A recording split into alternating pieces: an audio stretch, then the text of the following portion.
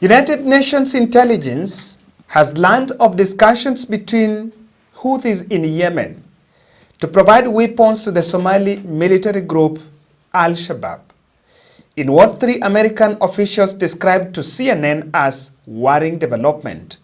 That is a report by the CNN.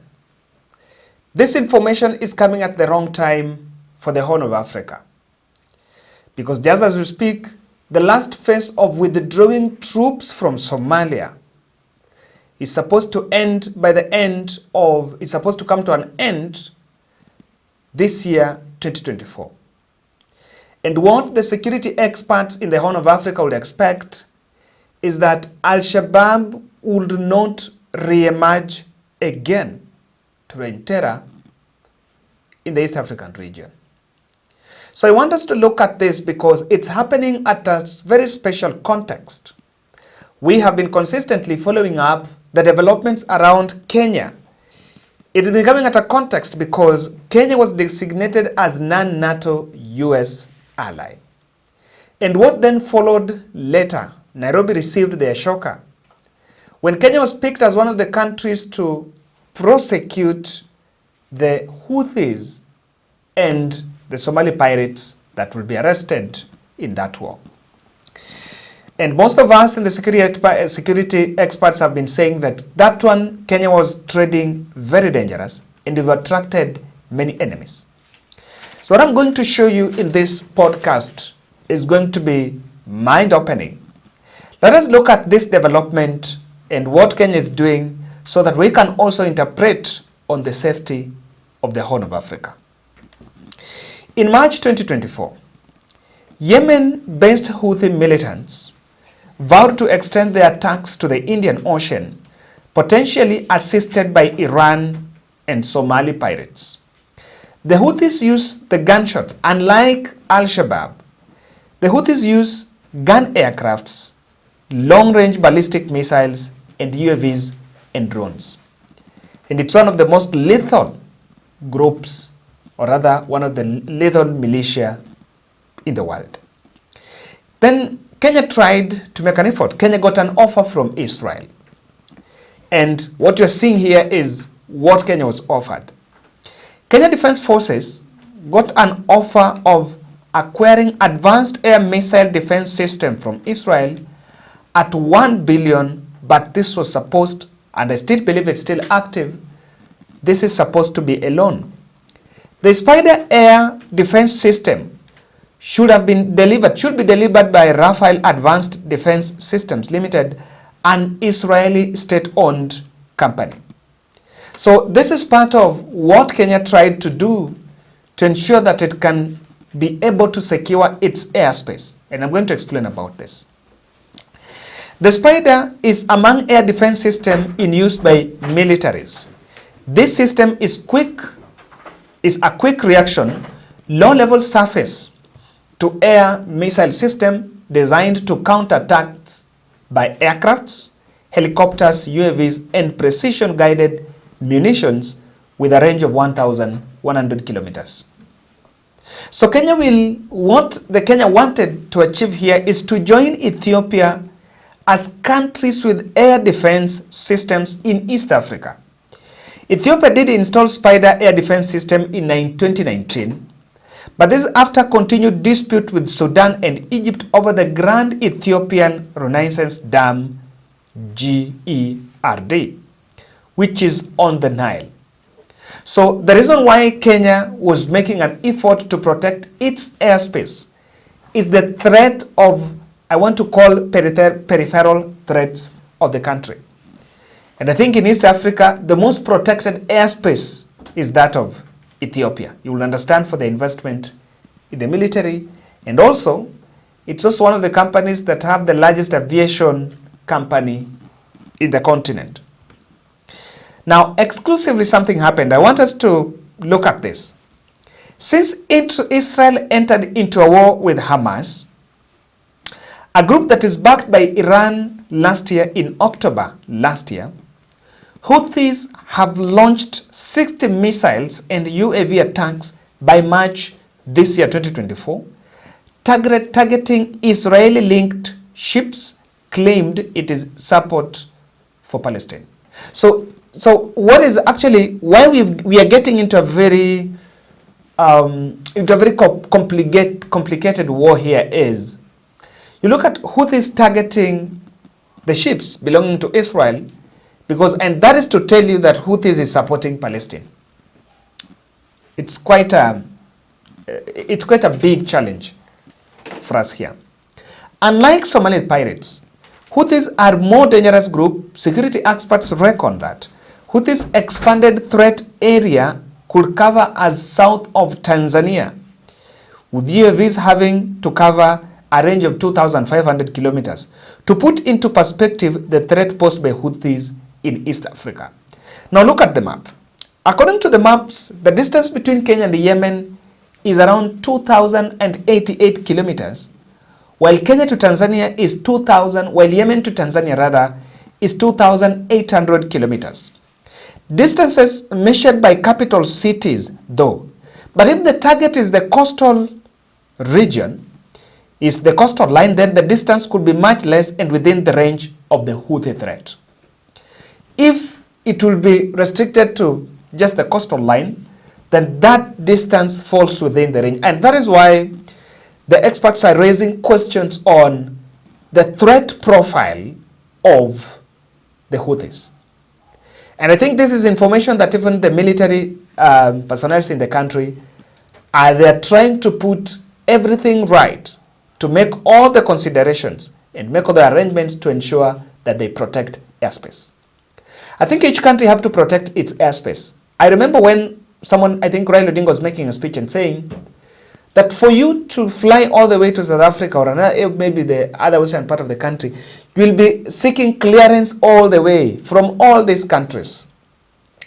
And with the emerging global wars that keep on coming each day, it is very safe and it is in order for each country to protect its airspace.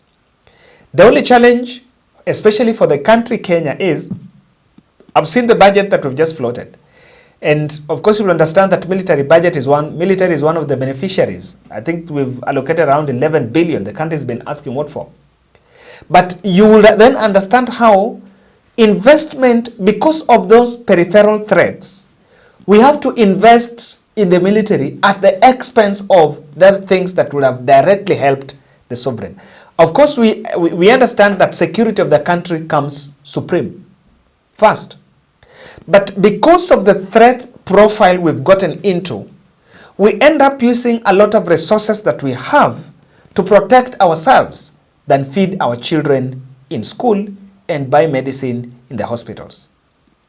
And that is why when I was just putting this down, I think I was talking to some of our subscribers that and of course even my producer on this international news aspects, that the challenge here is the country Kenya and even the East African nations. They're not as stable as the Europe nations. So quite like look what's happening in Malawi. Malawi, it took them more than 20 hours to establish where the plane that was carrying the Vice President Chilima was actually located. If you compare that with Iran after the crash, it didn't take them that long. So it tells you that we are not, the East African, the Horn of Africa is not still stable even to manage some of these threats that will come from those insurgents groupings. And they're saying, unlike the Somali pirates whose motivation is economic gain, Houthis attacks is a retaliation of a regional conflict aimed at Israel and now the US and UK. A joint international naval force have kept bay the Somali Al-Shabaab-backed pirates. I think back in 2012, I think I was reading that, back in 2012, US, UK and Russia had to work together to ensure they tried to crash the Somali pirates, the piracy in the Indian Ocean. So this is a big problem, and that is why the country is raising the alarm. With the emerging threat, perhaps expansion of Kenyan Manda Bay, military base housing US troops is to create room for more space on attack artillery, including drones. Iran are the funders of Houthi rebels through illegal trade and smuggling of oil or firearm.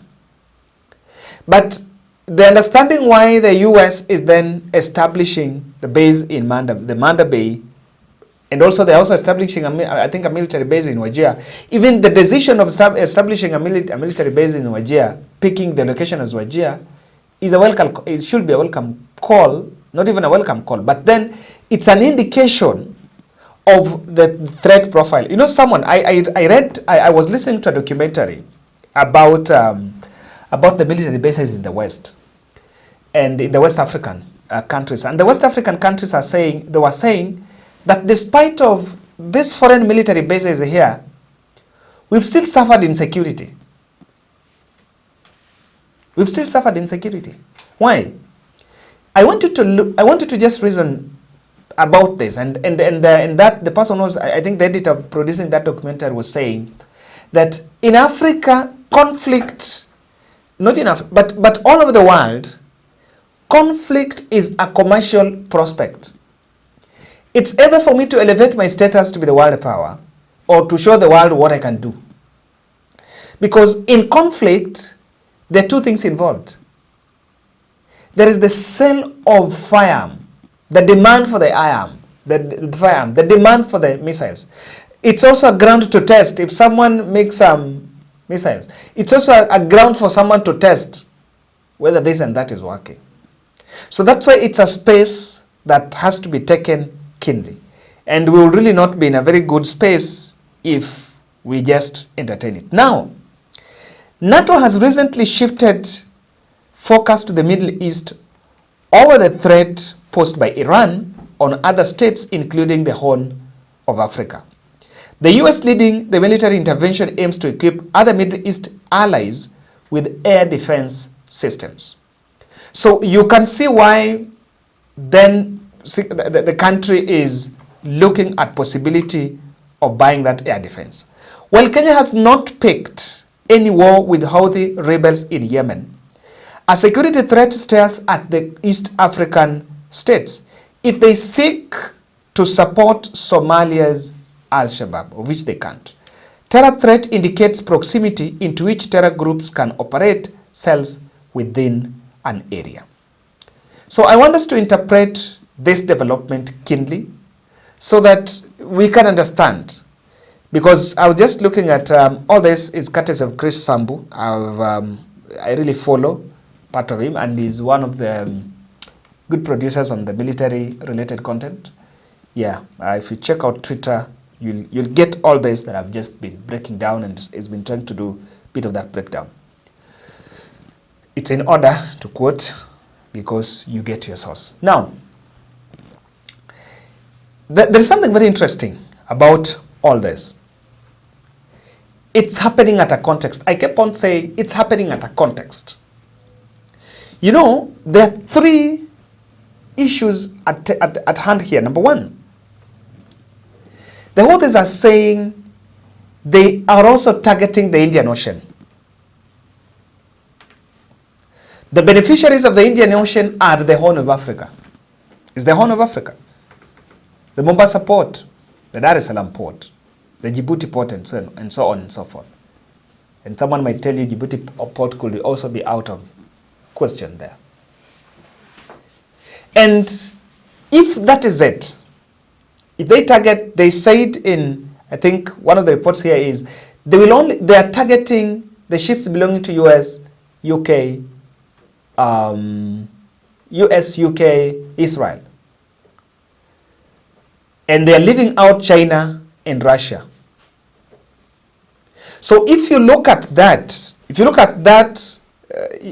arrangement, there is something coming out clearly that they are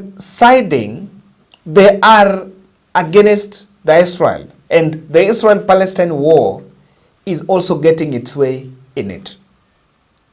But that is not even the worry for the East African nations. The East African nations import their oil through Indian Ocean. And if the Houthis would actually take over that aspect, that space of the Arab Peninsula, then it will affect the flow of goods that are imported through the Indian Ocean to the East African countries. And if oil is one of them, then that too has the risk of posing economic threats, economic shocks to Kenya and other countries. So even in the economic front, and I understand even some countries that import also their oil use the same route to Europe. So if they hijack it, they'll have to go South Africa, Indian Ocean, the other side West Africa, which is long, tedious, expensive, and more costly. Now, I want to ask a question, and this is what should worry Kenyans. Houthis are saying they can give weapons, they can weaponize Al-Shabaab. The question here is, weaponize Al-Shabaab for what purpose? Who is the enemy? Which is this war that Al-Shabaab going to fight? And it should worry the Horn of Africa because we are withdrawing our troops from South Africa, from Somalia. And we are withdrawing our troops from Somalia. So we believe Somalia should actually rebuild, have legitimate government, then rebuild. But resurgence of these militia groups is going to affect the Horn of Africa. The reason why Kenya even went to Somalia was because of the series of attacks, the piracy at the Indian Ocean, and series of attacks at the Kenyan coastal region. So if you move out and this development comes in, it's a big headache for us. And I think that's why even the military guys, they are trying to find a way, looking at whichever solution to ensure they protect the Kenya airspace, just like Ethiopia. And I've said, look at some of the recent attacks, the most lethal attacks by Al-Shabaab in Kenya. Westgate, it was targeting that targeted a business establishment. And if you look at, if you analyze keenly, you realize what are they targeting? They were targeting investors. You know, making Nairobi not the best destination for business and this and that.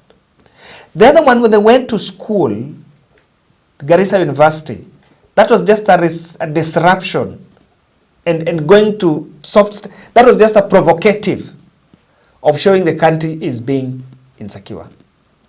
And I think it sent the country in some sort of panic. So it's also happening at a time when Kenya was declared a non-NATO US ally. Non-NATO US ally. And this decision is not sitting well with some countries. Not pretty well. I was reading something, in fact I'm still putting up, that United Nations permanent, Somalia have gotten a permanent seat in United Nations General Assembly, could be General Security Council. The permanent member, non-permanent. Why?